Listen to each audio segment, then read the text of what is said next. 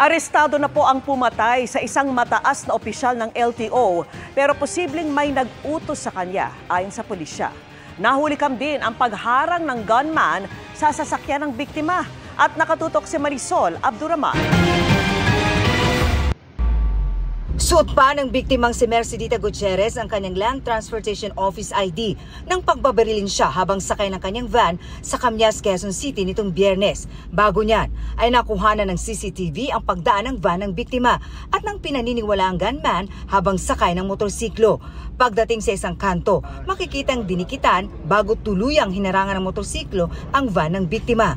Kanina, inanunsyo ng Interior Department na hawak na nito ang gunman sa pagpatay kay Gutierrez na mataas na opisyal ng LTO. Ayon kay Abalos, positibo raw na kinilala ng mga nakasaksi sa krimen ang suspect na hawak na ngayon ng QCPD. Yung mga ebidensyang nagather niya ay talagang nag-link dito sa at merong positive identification.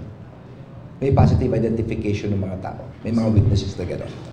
Ayon sa PNP, natunto ng suspect dahil sa ORCR at motorsiklong ginamit niya. Hindi naman nila inaalis ang posibilidad na merong nag-utos sa gunman. We are not discounting the possibility na mayroon po nag-utos dahil masyado pa nga pong maaga. Isa ngayon na hindi natin sinasaka yung posibilidad. Siguro may kinalaman sa mga sasakyan sa pagmamaneho. So it's work-related, sir? No, it's not work-related. She's really the target. Well, ang nangyari kasi talaga dito, let's just wait for it.